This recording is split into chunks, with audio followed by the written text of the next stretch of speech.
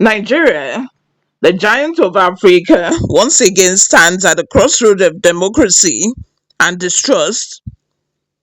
Just months after rumors of a coup sent shockwaves across the nation, new revelations have emerged, naming soldiers, exposing networks, and confirming what many in power once tried to dismiss as mere internal investigations.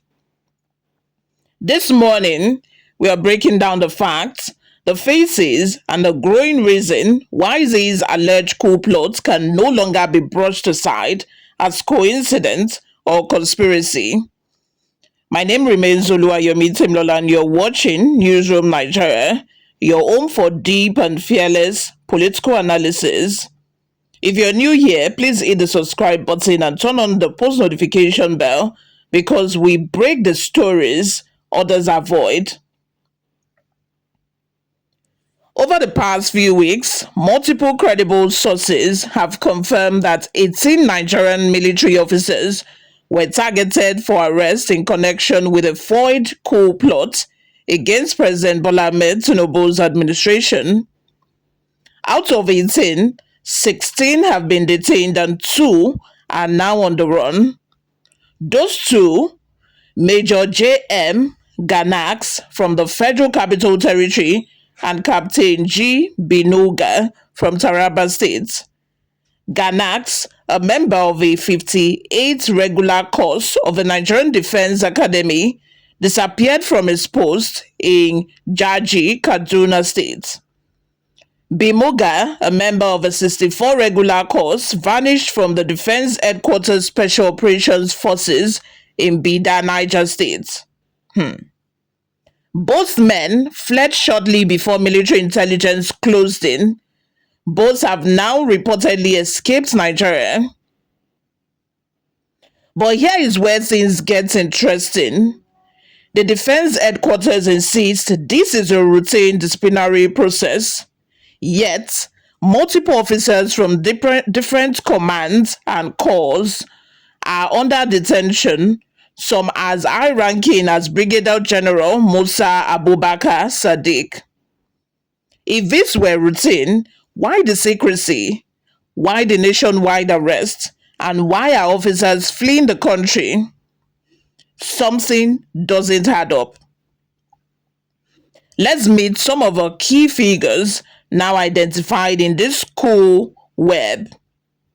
At the top is Brigadier General Musa Abubakar Sadiq, born in 1974 from Nasarawa State, a respected infantry officer, NDA Regular Corps 44, who once commanded the 3rd Brigade in Kano and the 81 Division garrison in Lagos. But his record is controversial. He was detained last year for allegedly diverting rice palliatives and selling military equipment. Now, investigators believe he was the mastermind, the man allegedly coordinating contacts and strategy for takeover. Then comes Colonel M.A. Mahaji from Niger State, the supposed strategist. He led the 19th Battalion in Okitipupa, took part in Operation Crocodile Smile, 2nd, and served in Operation Delta Safe. Investigators say Mahaji's operational knowledge and Niger Delta links made him valuable to the plot's logistics. Next, we have Lieutenant Colonel S. Bapa, A.A. Ayatu, B. Dangnap, M. Almakura, all mid-level commanders with strong field experience, mainly infantry and signal corps.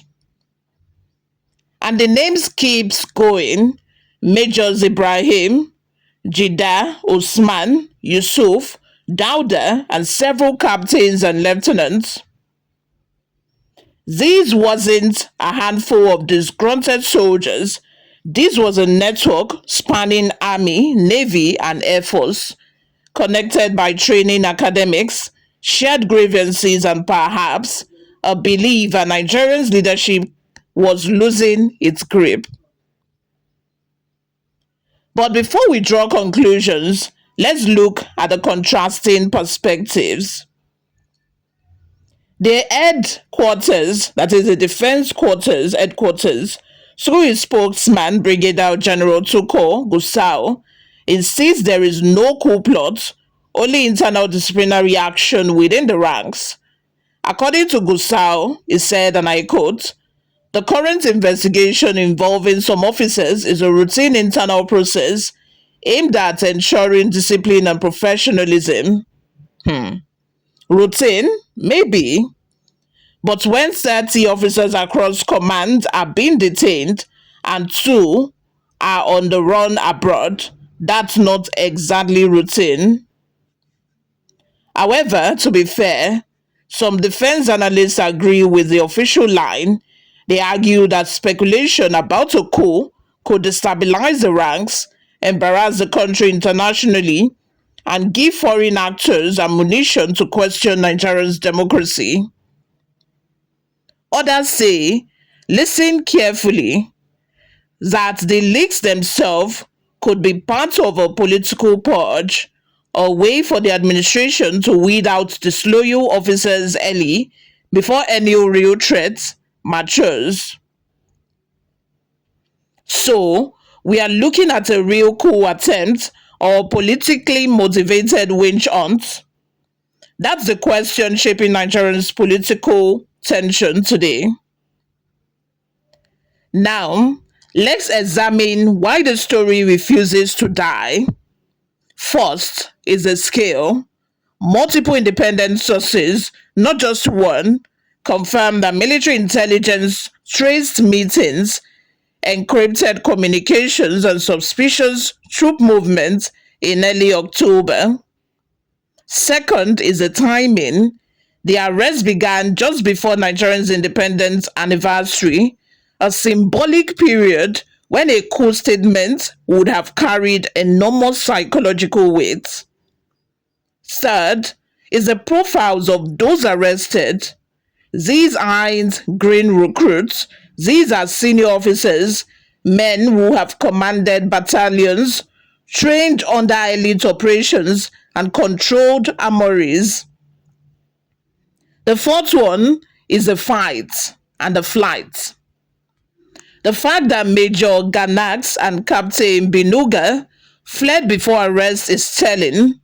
You don't run from a disciplinary hearing, you run when you hear tracing charges. Even within the army, whispers now say the coup talk is no longer deniable. Too many officers, too many movements, too many leaks for these to be coincidence. The truth is, Nigeria has been here before. Coup rumors in the early 90s, whispers in 2010, and the strategic memories of past military takeovers still haunt this nation. So when top-ranking officers vanish, Nigerians have every reason to worry. So, why would anyone in 2025 still dream of a coup in Nigeria? There are 3 key factors to this. One is a growing frustration within the ranks, unpaid allowances, stalled promotions, and corruption in logistics. The second one is political uncertainty. The economy is struggling, and trust in civilian leadership is eroding. 3 is the internal divisions, both ethnic and regional, quietly influencing military loyalty. Some argue that these conditions create fertile ground for discontent. Others insist that Nigeria's armed forces have evolved beyond the days of coups, that despite the tension, institutional loyalty remains strong. Still, the arrests, the denials, and the fear suggest the ghost of a barracks is far from gone. Whether this was a real coup attempt or preventive purge, one thing is certain: Nigeria's democracy just faced its toughest military test in decades. The silence from the presidency is strategic. By not amplifying the story, they avoid panic. But behind closed doors, there is deep concern because even rumors of a coup can weaken investor confidence, international relations, and public morale. If true, the arrest may have saved Nigeria from chaos. If false, they expose paranoia and distrust within the system. Either way, this moment marks a turning point for Nigerian civil military relations. The question is, so where does this leave us as Nigerians? Two officers are fugitives, 16 are in custody, dozens more are under surveillance, and yet the defense headquarters say nothing to see here. Whether you believe this was a coup making or political message disguised as an investigation, one thing is clear: Nigerians deserve transparency because silence breeds fear, and fear is the soil in which coup grows. What do you think, my people? Was this a genuine coup plot that the military successfully crushed, or convenient crackdown to silence disconsenting officers? Drop your thoughts in the comment section below. Let's let's have a civil, informed discussion as Nigerians, as patriots, as people who care about the future of this country. And if you found this analysis insightful, don't forget to subscribe, like, and share this video because the truth deserves light, not silence.